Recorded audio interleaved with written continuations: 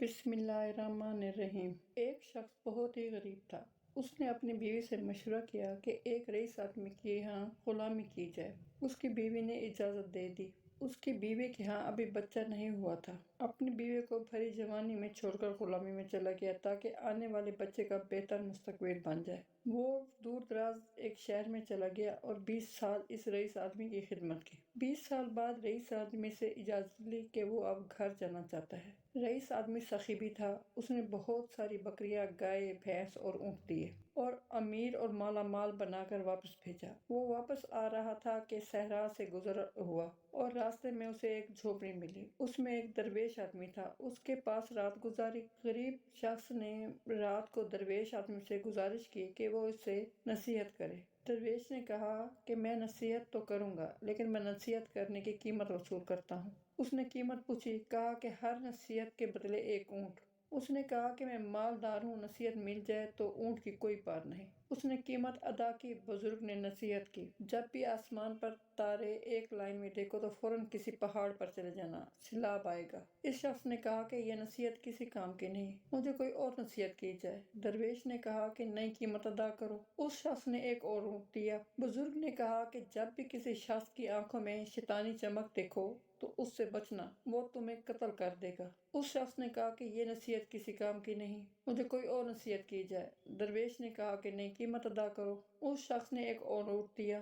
بزرگ نے پھر نصیحت کی کہ رات کو پچھتا کر سو جانا لیکن کبھی بھی کسی انسان کو قتل نہ کرنا۔ اس شخص نے سوچا کہ 3 اونٹ ضائع ہو گئے اور چپ کر کے سو گیا۔ صبح وہ چل دیا۔ سفر لمبا ہونے اور کئی دن کا سفر ہونے کی وجہ سے وہ 3 نصیحتیں بھول گیا کہ وہ ایک رات ایک گاؤں میں پہنچتا ہے۔ رات کو جب وہ سونے لگتا ہے تو آسمان پر دیکھتا ہے کہ ستارے ایک لائن میں ہیں۔ اس کو درویش کی نصیحت یاد آئی۔ وہ شور مچاتا ہے، گاؤں والوں پہاڑ پر چلو، سیلاب آنے والا ہے۔ لوگ اس کا مذاق اڑاتے ہیں۔ وہ اپنا مال کھول کر پہاڑ پر لے جاتا ہے اور سو جاتا ہے۔ صبح اٹھتا ہے تو دیکھتا ہے کہ نیچے سیلاب آ گیا اور سارے گاؤں والے غرق ہو جاتے ہیں۔ وہ کچھ دن پہاڑ پر رہتا ہے۔ سیلاب کا پانی اترتا ہے تو وہ اگلی منزل پر چل پڑتا ہے۔ ایک اور گاؤں میں پڑاؤ ڈالتا ہے۔ ایک شخص کے گھر قیام کرتا ہے جو کہ باتیں کرنے سے بہت ہی اچھا معلوم ہوتا تھا لیکن اس کی آنکھوں میں وہی شیطانی چمک دے کر چونک جاتا ہے۔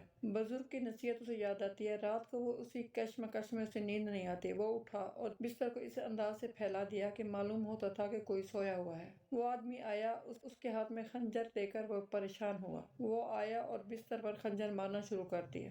یہ آیا اور اس کو پیچھے سے پکڑ کر مارنا شروع کر دیا اور اسے باندھ دیا۔ پولیس کو بلایا اور اس کو پولیس کے حوالے کر دیا۔ آخر کار وہ رات کو اپنے گاؤں میں پہنچتا ہے اور اپنے گھر کے پاس پہنچ کر دیکھتا ہے گھر میں اس کی بیوی کسی کڑیل نوجوان کے ساتھ سوئی پڑی ہے۔ اس شخص کو غصہ آیا اور دل میں خیال آیا کہ میں اس نوجوان کو قتل کر دوں۔ جیسے ہی وہ ارادہ کرتا ہے اسے اس درویش کی بات یاد آتی ہے کہ کبھی بھی قتل کر کے نہ سونا، پچھتا کر سو جانا۔ وہ سوچتا ہے کہ پہلی بھی نصیحت کام کر گئی، دوسری نصیحت نے بھی کام کیا، لہٰذا وہ گاؤں سے باہر آ جاتا ہے۔ صبح ہوئی اس کے دل میں خیال آیا کہ گاؤں والوں سے اپنا حال دریافت کروں۔ جیسے ہی گاؤں میں جاتا ہے اپنے بارے میں دریافت کرتا ہے۔ گاؤں والے بتاتے ہیں کہ وہ شخص بہت ہی غریب تھا اور برسوں پہلے روزی روٹی کے لیے چلا گیا۔ اس نے مزید دریافت کیا کہ جب وہ جانے لگا تو بچہ ہونے والا تھا۔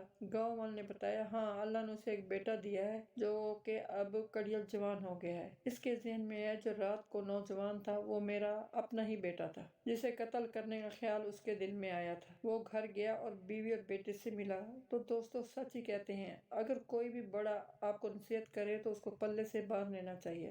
آج کل بزرگ نصیحت کرے تو اولاد آ کے اسے ڈانٹ دیتی ہے۔ ہر نصیحت پر غور کرنا چاہیے، جو غور نہیں کرتے وہ پھر پچھتاتے ہیں۔